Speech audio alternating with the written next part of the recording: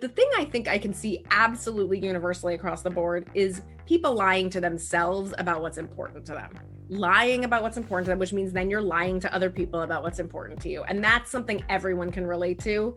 This is a really big deal because apparently we're all a bunch of liars.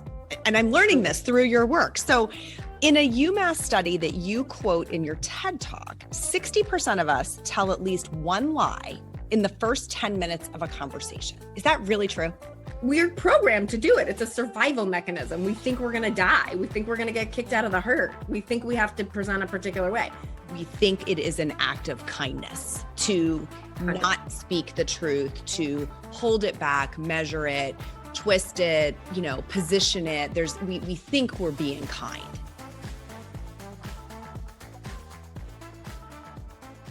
This is episode 174 of the Brilliant Balance podcast. And today we are talking about how lying impacts us and what we can do about it. My guest today is Laurie Gerber. Now listen, Laurie is a dynamo. She is a life coach and a speaker, and she is currently the head of the Handel group. And they have coached within their practice a number of really well-known celebrity clients. In fact, the way I learned about Laurie and her company is that Hugh Jackman has engaged their founder as his coach for the last several years and speaks so glowingly of her that I was like, I have to figure out who is behind this story. They've also coached Mel Robbins and Dr. Mark Hyman, to name just a few.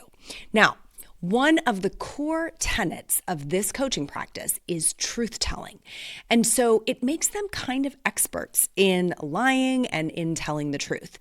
And Laurie really sees her work as being there to help humanity see and feel the freedom that can come with truth telling and what happens when we clean up what they call our personal pollution or our own collection of lies.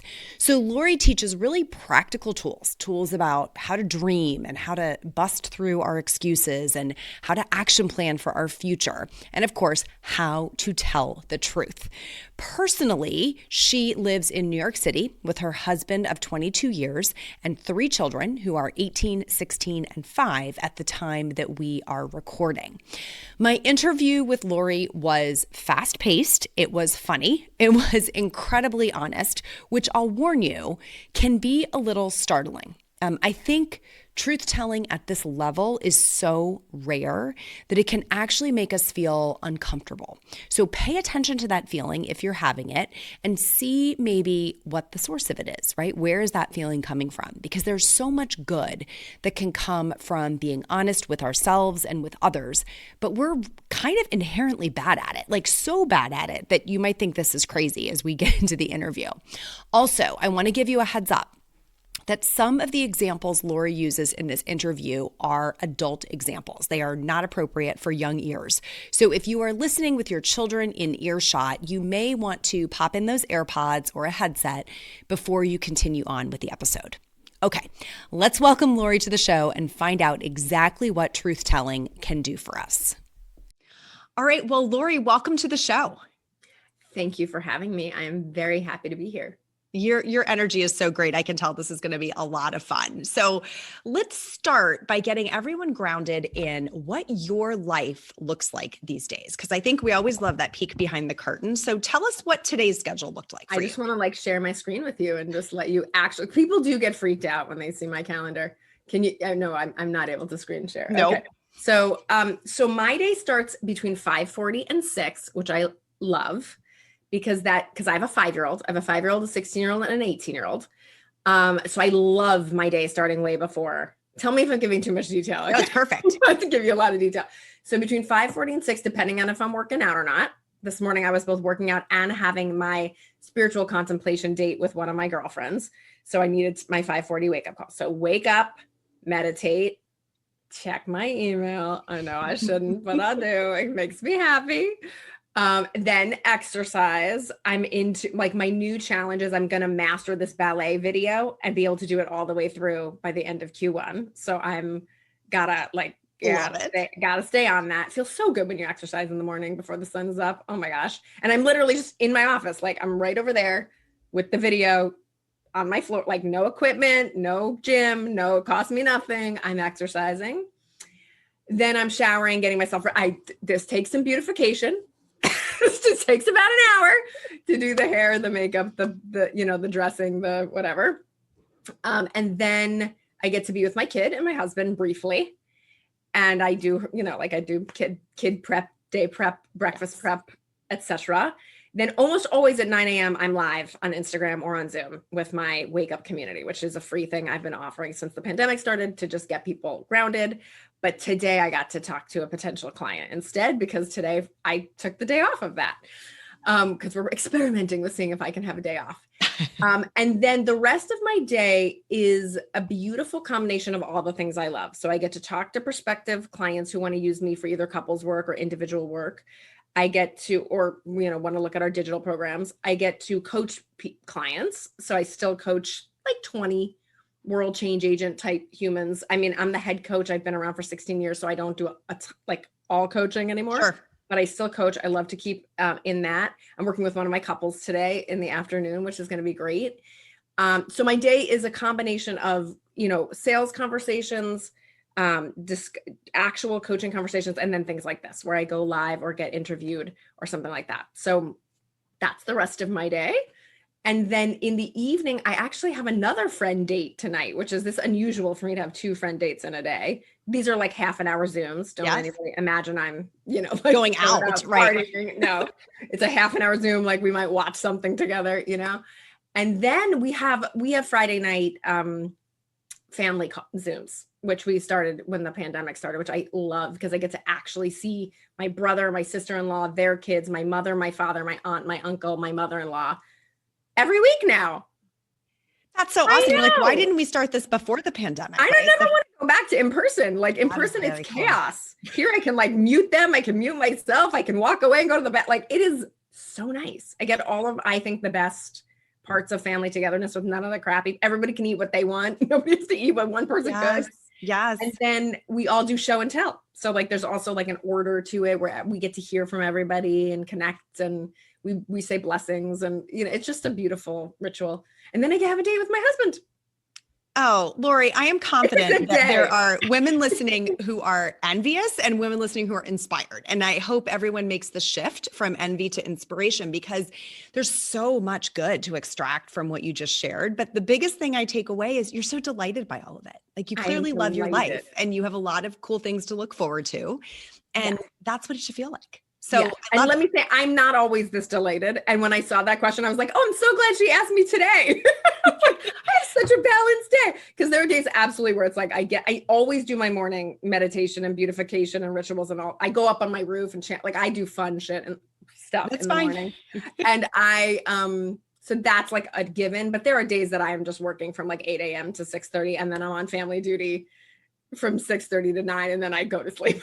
Sure. And that's why it's not as interesting as today. That's why we talk in this community a lot about the week as kind of the ideal planning mechanism. Like there's no day that every day does not get constructed perfectly, but in a week you can fit in the things that you care the most about, for sure. I agree. Okay. So you are essentially an expert on truth telling these days, and we're so fascinated by this topic. I could not wait to have you on the show. This is a really big deal because apparently we're all a bunch of liars. And I'm learning this through your work. So in a UMass study that you quote in your TED Talk, 60% of us tell at least one lie in the first 10 minutes of a conversation. Is that really true? Just start with like, how are you? Great, fine. It's like the first second of a conversation. You don't have to go any further than that. We lie about how we are, right? Yeah, we really do. And it is natural. It's like, think about your baby. Your baby fake cries to get attention. The pigeons, if you watch the TEDx talk, right? Like we're programmed to do it. It's a survival mechanism. We think we're going to die. We think we're going to get kicked out of the herd. We think we have to present a particular way. So it's like as natural as breathing. Nobody is escaping it. Even if you're like someone who's like, well, I would never cheat on my spouse, or I would never steal money, or I would never, like bold face lie, like, no, I didn't go shopping today.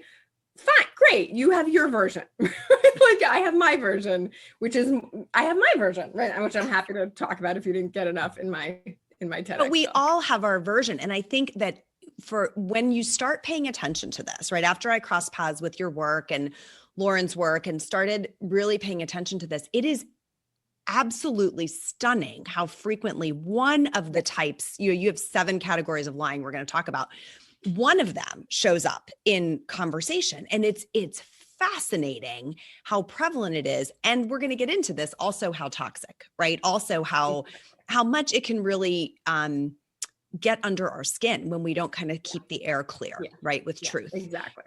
Okay. So you say there are 7 categories of lying. I'm going to run through them quickly just so everyone listening kind of has the context. And then I've got a couple questions. So there's outright lying. Like, I never got your text. I don't know what you're talking about. Right? No one's ever done that, I'm sure. Right. Lying by omission. I'm just going to skip over this and not tell anybody because it's not necessary. Yeah, no one asked. No one needs to know. Lying by exaggeration. This one sounds like it's pretty prevalent, right? Just that slight inflation. Yes. Oh my God, I'm about to close the deal. My daughter calls us on this all the time because I'll say something like, I'm starving. And she's like, you're not starving. Exactly. Even like, I'll be there in 5 minutes, right? Like, no, you won't. Don't exaggerate. Yes. Lying by under exaggeration. I thought this one he's not drinking that much. He only has like a drink a night. So we undersell the reality. Lying by misrepresenting a story. So this is how I think it happened. I'm going to tell you how I think it went down, but actually in my head, I know it went down a different way. Yeah. Like that was a great conversation. I think we really connected when you're like, but actually. Great meeting. I loved your presentation. Exactly. Super ideas in there. Yeah. Lying by avoiding confrontation. That's a big one. No one even thinks that's lying. What does that look like? That's when you're having a whole conversation in your mind with yourself about how you really feel about the person, but out of your mouth, total different story. Oh, that's happening in dating. That's happening in marriages. That's happening in business relationships. That's happening with your children. Like I'm just not going to say anything about and you're like, and I'm a nice person for not like, I'm good. I'm like saving them, even though in my mind, you're being nice. You're being nice. Oh, that's a good one. As we call it loyalty. We call it kindness. We call it generosity. We call it many nice things. We are really off the hook. Diplomacy. Yeah, exactly. Okay. Lying by keeping secrets that you're taking to the grave with you. That's intense. Yeah. That's an intense one. No one can know about my abortion, about my disease, about my history, about my parents' mental health, about, yeah. And funny enough, I reel those off because they're some of the more common ones that people are taking to the grave.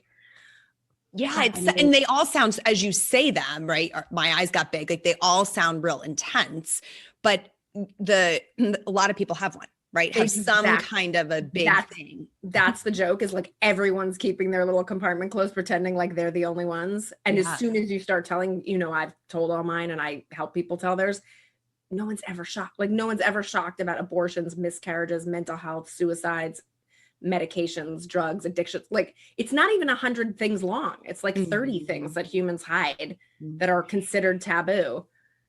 It's like we think we're protecting ourselves or them or the person that we're not sharing with. And what we're doing maybe is robbing ourselves of compassion, and connection. That for one thing, for sure. Yeah. Like that's minimally. Well, which of those 7 do you see the most often? Like, are there some that are, these are just super prevalent? I mean, everyone does all of them, truthfully, and we even only give you the list just to get your mind going because there's probably other ways. Sure. Like I have one that I call the Loopholian, right? And it's just like, truly, I have this promise to myself to do 400 push-ups a week. Okay. And for years I did it on my knees. But if I asked my coach, like, hey, coach, do you think I'm doing these on my knees? When I say 400 push-ups, she would have been like, no. And then up until like 2 weeks ago, I'm doing them with my feet against the wall. And I'm like, and literally I have the thought to myself once a month, twice a month, like, I wonder if this is kosher. Like, I wonder if this is a push-up if I have my feet against the wall. And who cares? Like, it's not a moral issue, but it's like, for me, every time I'm going, am I being honest? Am I telling the truth? So, but I'll find a loophole. I'm like, it's still a push-up. Who's to say that's not a push-up? The loophole. Interesting. So I find so I think people have all different categories. And what's most interesting to ask is what's yours? Like what's your brand? What's your go-to? Figure out your favorites. But the thing I think I can see absolutely universally across the board is people lying to themselves about what's important to them. Lying about what's important to them, which means then you're lying to other people about what's important to you. And that's something everyone can relate to. It's a little easier to swallow that you're lying about that. You may not like that I'm calling it lying, but we call it lying so people start to, again, understand the negative impact of it and see it that way, because people want to tell the truth. People believe in that as a value. So sometimes it's easier to get someone to be inspired by the idea of telling the truth more than even chasing their dreams, right? Chasing their dreams could seem frivolous, but telling the truth seems like the right thing to do. That's fascinating. It will, because I'm definitely sure that in coaching conversations with women, and if I think about myself, we think it is an act of kindness to not speak the truth, to hold it back, measure it, twist it, position it. We think we're being kind. And this is territory I want to get into about how do we do this in a way that does preserve a level of kindness and compassion. You have to. We don't want to walk around being, mean human beings. So, so is there one of these that you? But we are mean human beings in our heads. We really are. It's like a lot of garbage up there. So there's a sense in your work of like owning that, just owning that's with a sense of humor. Yeah, like how am I that mean in my head? Yeah, we have a 12-module program, and in our 4th module is literally just to track your thoughts. For 2 weeks, we have you just track your thoughts. It is so fascinating. It's like a blood test, right? You go in, you track your thoughts, and you're like, so studies show 80% of, we have 12 to 60,000 thoughts a day, of which 80% are negative. And my joke is like, if you're on the East Coast, it's like 90%. We bring in the middle of the country, you're like, we over-index on an average. It's an average, 80%. And I don't even think the other 20% is positive. It's like neutral. Like take a left at the corner, oh, there's a target, right? Like, so we are obsessively negative. That's just scientific. Like that's our toward ourselves and toward other people. It's all about everything. We're terrible. So there's a retraining. Shine the light. Yeah. So you shine the light, you laugh at that. You don't try to think you're ever going to not be, right? But with the awareness, there's a choice, of course. Fascinating.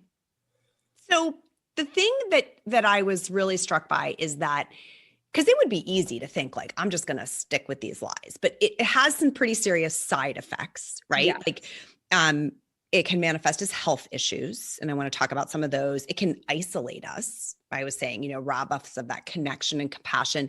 It can screw up the integrity of our relationships. Like what relationship is it? If you're just lying to each other, there's not truth in it. Excellent point. But since we do it so much, there have to be benefits.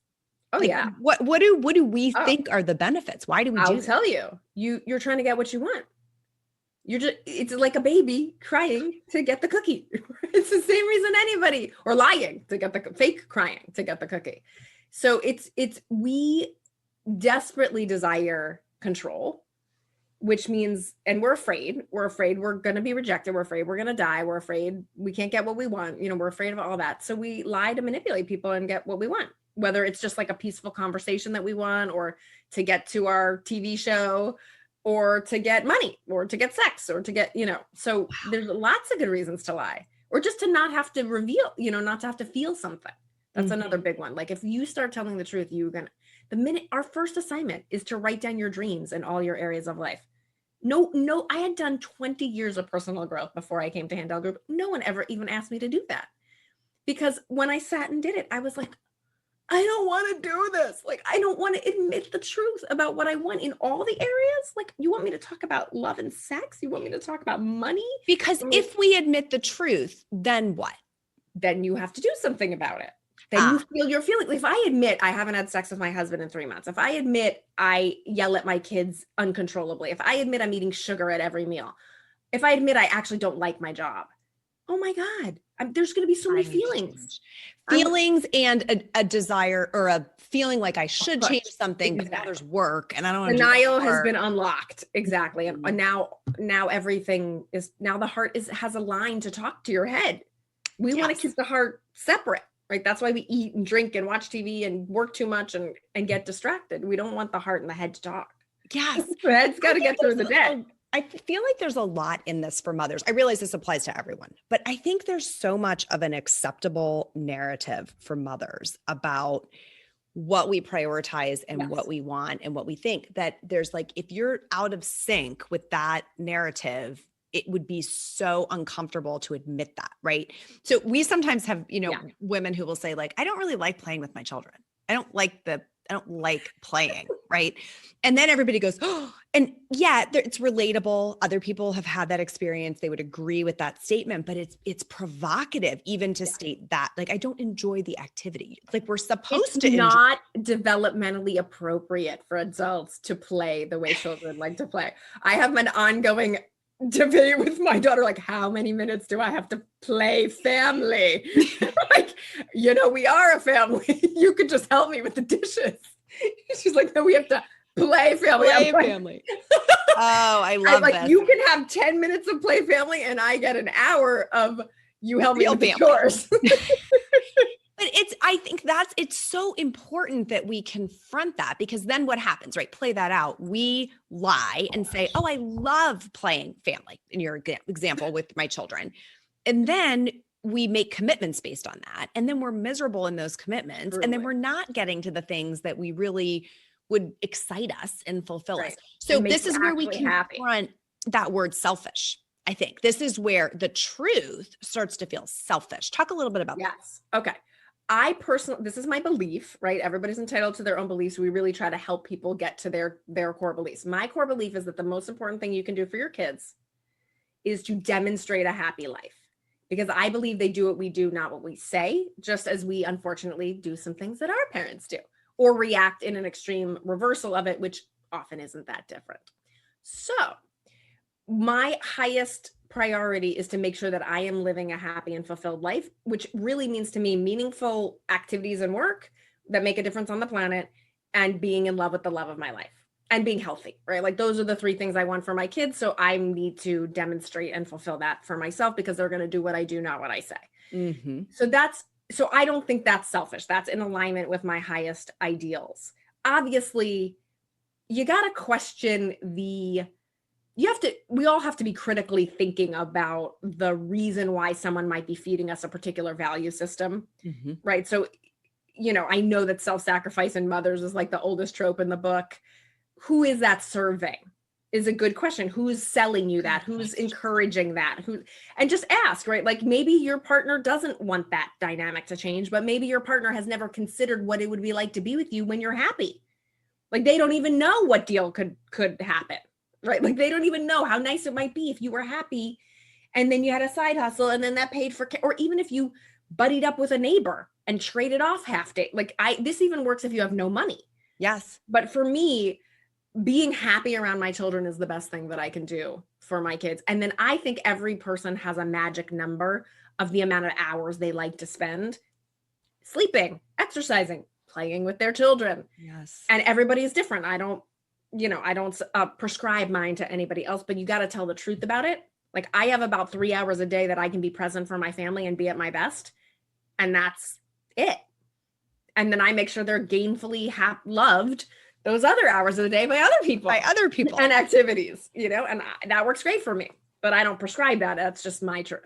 I see, what I was about to say is I love that honesty, which is hilarious, given that that's our entire conversation, right? It's just so refreshing to hear you honor that. And by the way, that's on the weekends. During the week, it's like an hour and a half. You're like, it's maybe two. But that doesn't mean it's anyone else's ideal, right? You could have someone who's just yearning to have 6 or 8 waking hours with them, and someone else who, like, one is a lot. Truly. And when I had my first kid, I mean, I have 3 now, right? When I had the first one, in that first couple of years, I wanted to do, 4 or 5 hours a day. Like, I wanted to learn what that was. I wanted to get to know this human. I felt, it was the first one. I was curious, but then I learned. So fascinating. It's so fascinating. So truth telling, just like you're modeling, it's a game changer, right? It's rare, like we've been talking about.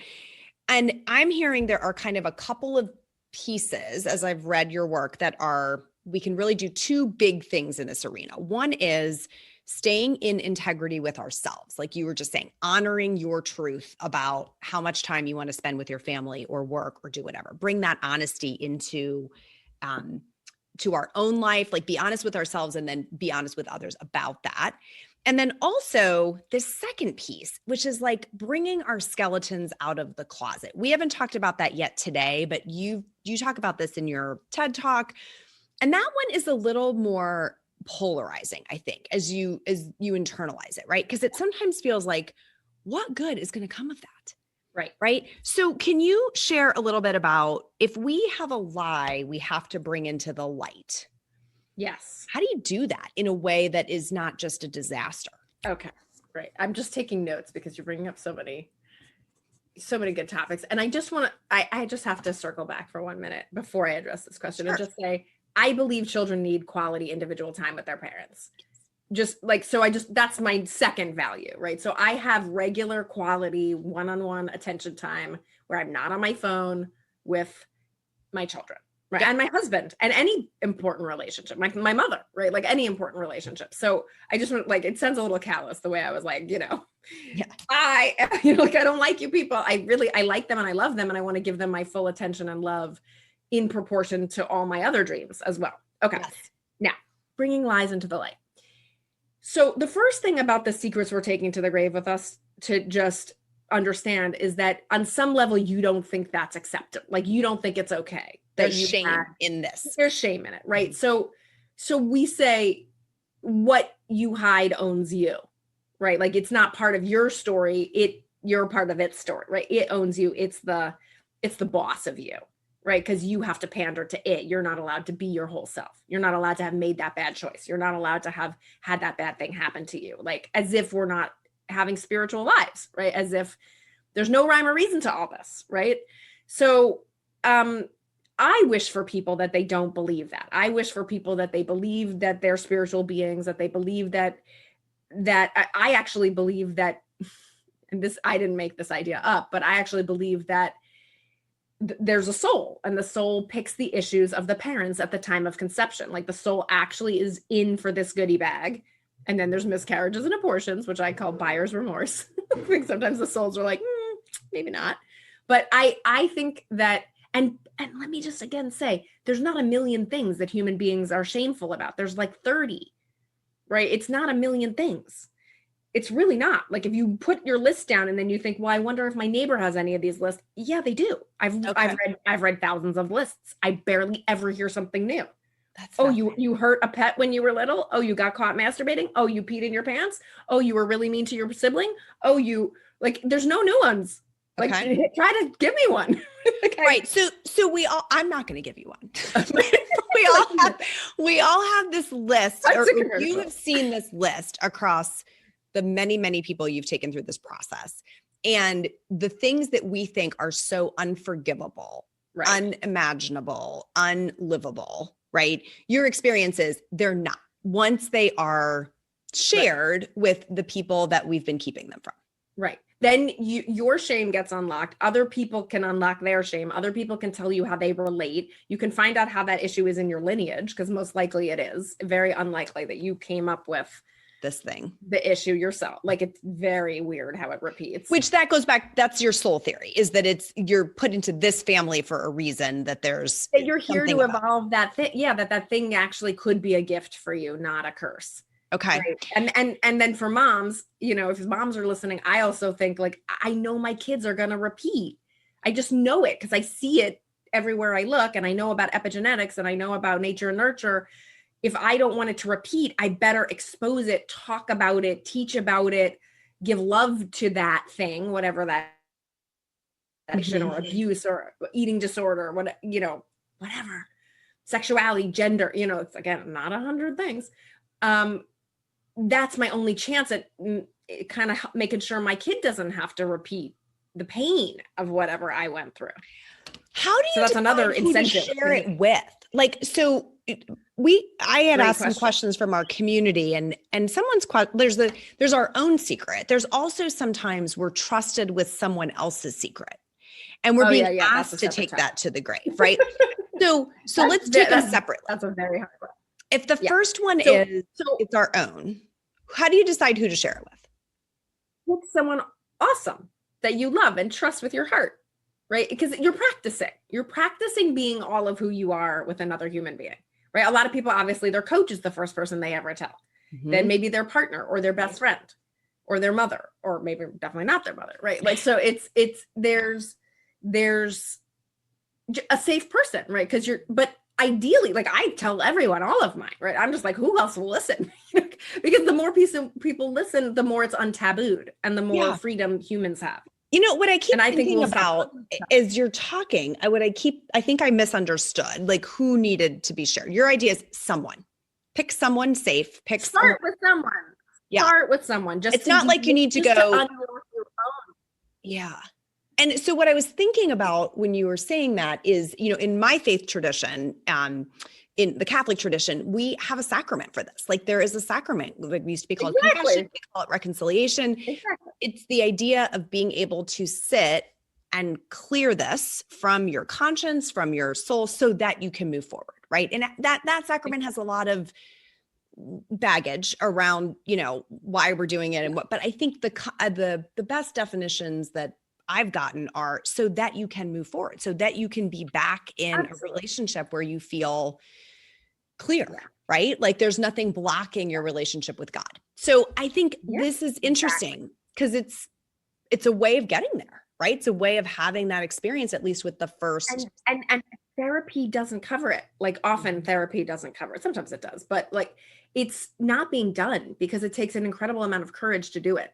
So there's not a lot of narrative about how awesome it is and how easy it is and how great it goes, because we're just very new at even considering doing this. Right? If you think about it, it's only like the 50s and 60s when people even started talking about their feelings at all. Like, even start talking about, like, what, I don't really like staying at home with the kids, or what, I would like to study physics, or like, that's like new from just 50 years ago. Even to think we can now talk openly about sexuality and gender and religion and money and race and all these taboo topics it's very new. Yeah. And yet we so need it. We do. Well, and I think we see it generationally. A lot of us have talked about, our parents, and it just didn't have the opportunity to have some of these conversations. They kind of think we're a little crazy to be so open and sharing, right? So there's this evolution of it.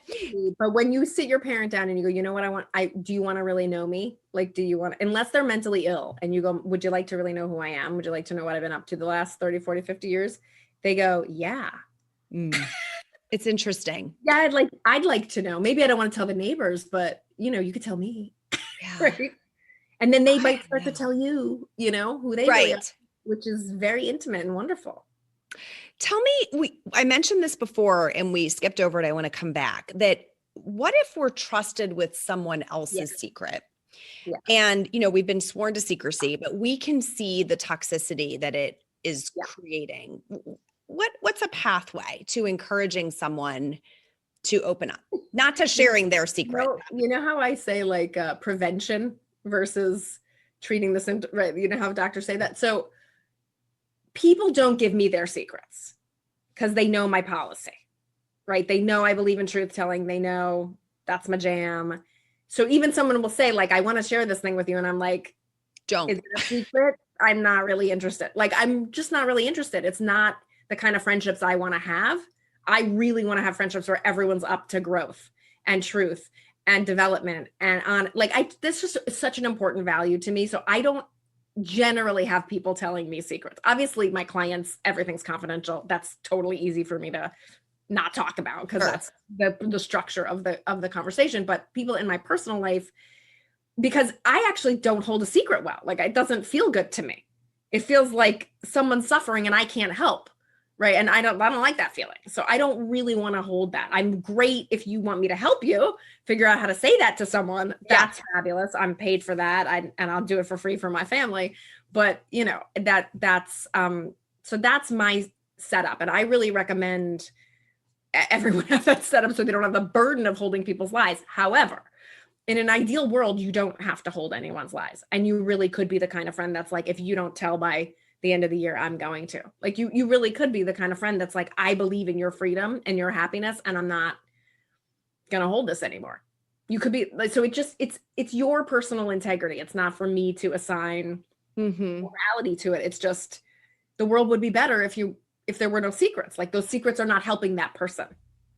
If they're going to go to jail, right, or they're going to get physically hurt, again, like if you have a good reason, but most people's reasons you think are good, they're not actually good. You're just protecting yourself from feelings. You're protecting yourself from a divorce. I think that's an important nuance, though, that there probably are some secrets I could imagine that would have pretty serious repercussions if they were not just feelings, right? But pretty serious repercussions. You named somebody who would go to jail, right?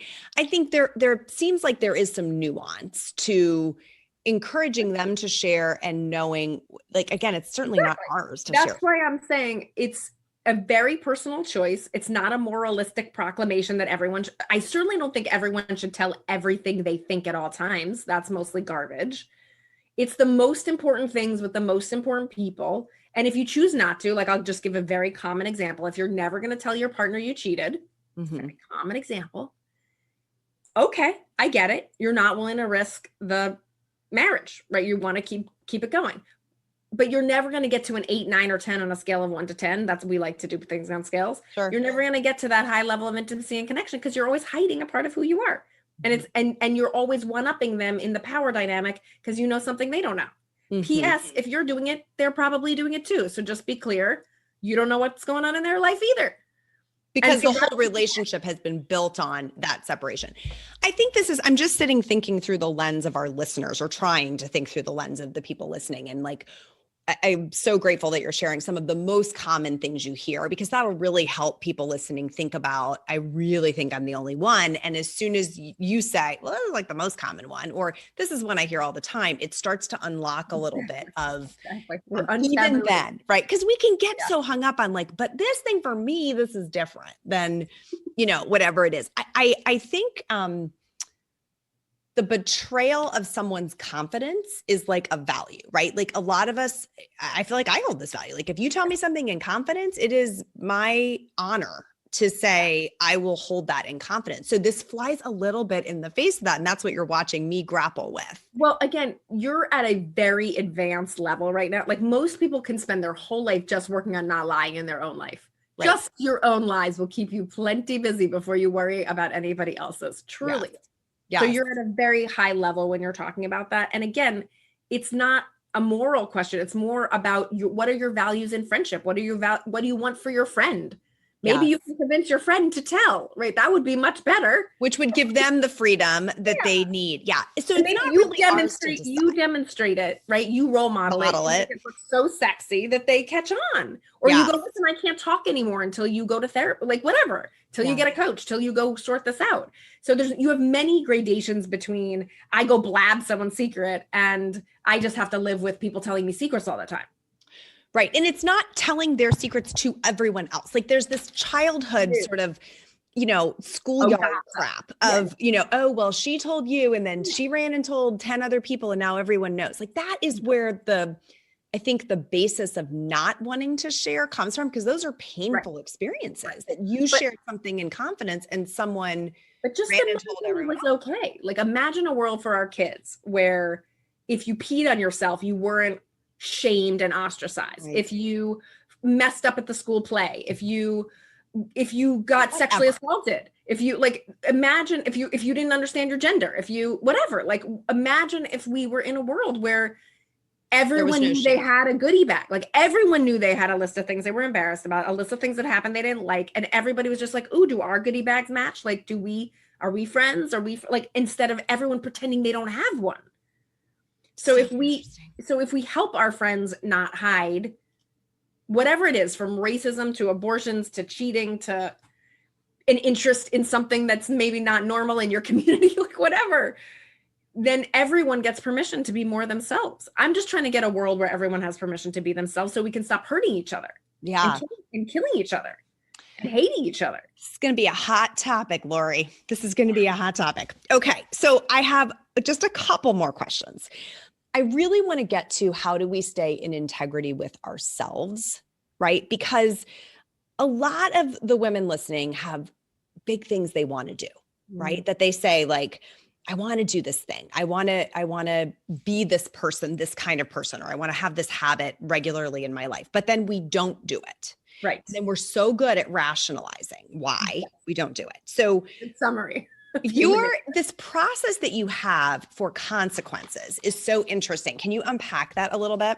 Yes. Okay. So if you think about it, the Handel method has really 4 steps. First, you articulate the vision.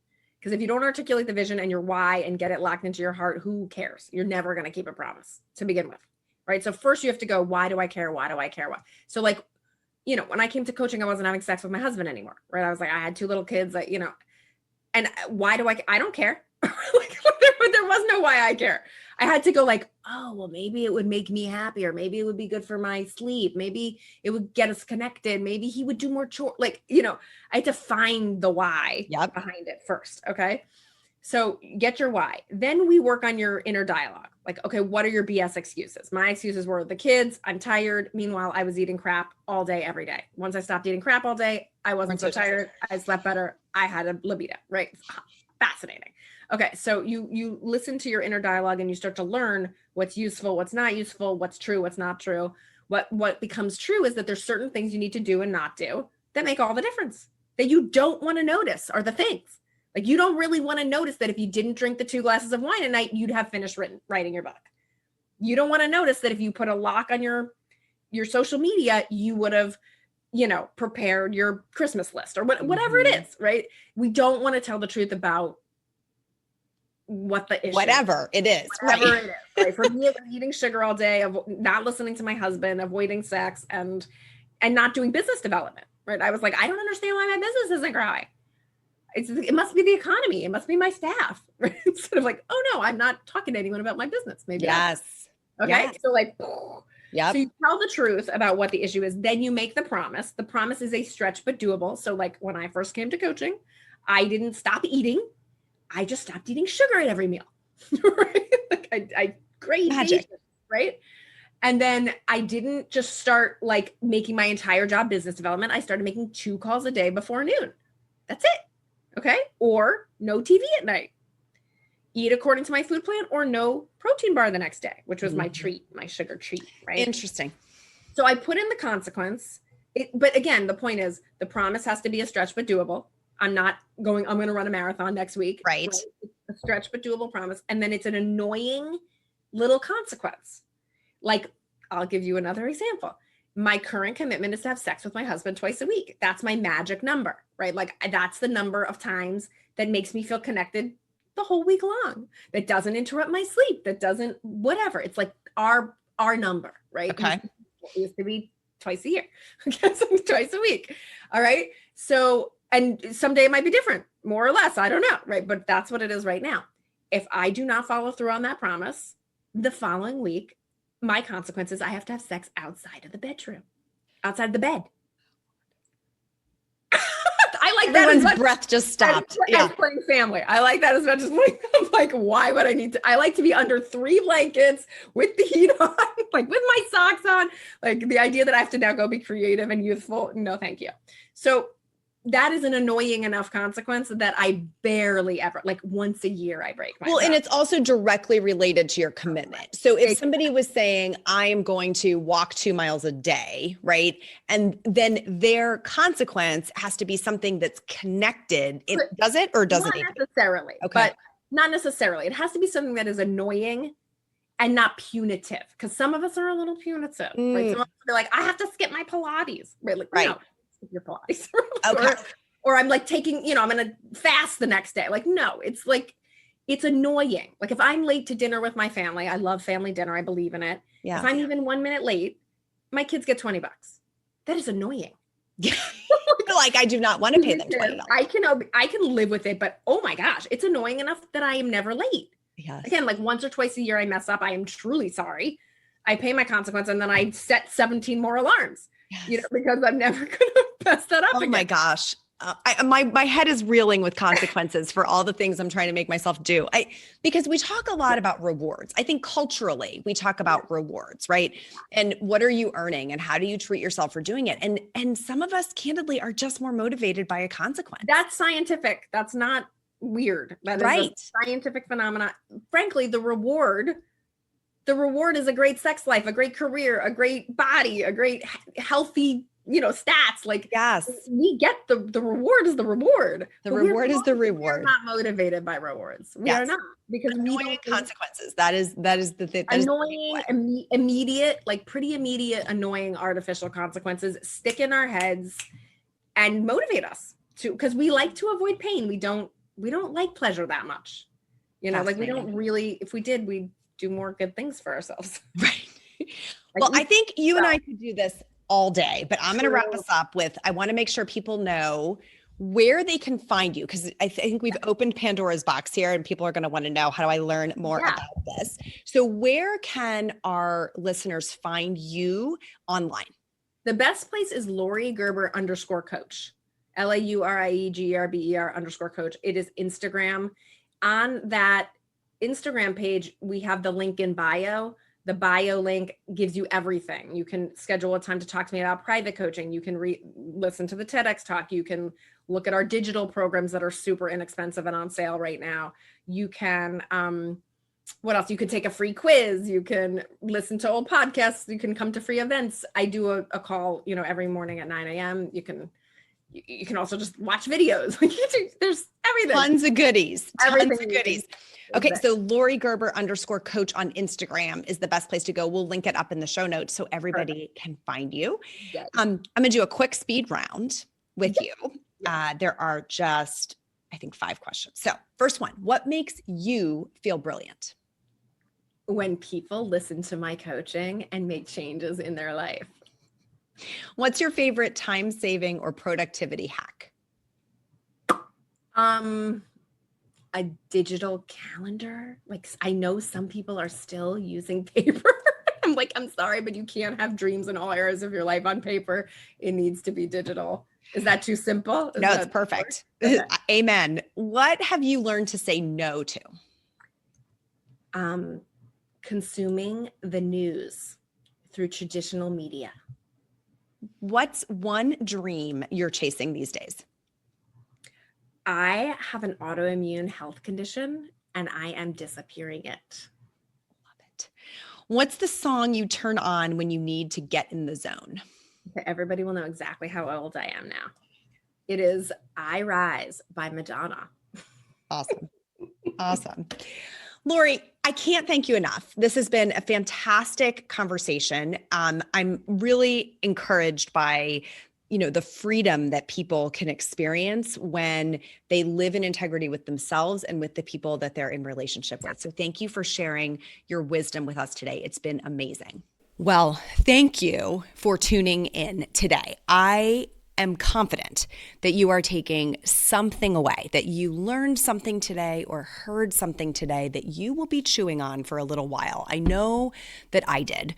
You may even be squirming a bit from some of the things that came up for you during this episode. And I want you to know that that is really okay. It is actually super powerful for us sometimes to just sit with our own discomfort and kind of check in, analyze, what is it trying to tell us? What are we able to learn from that discomfort? So I want you to consider what it might open up for you if you were more truthful with yourself, with the people that you love, and then follow that prompting wherever it leads you.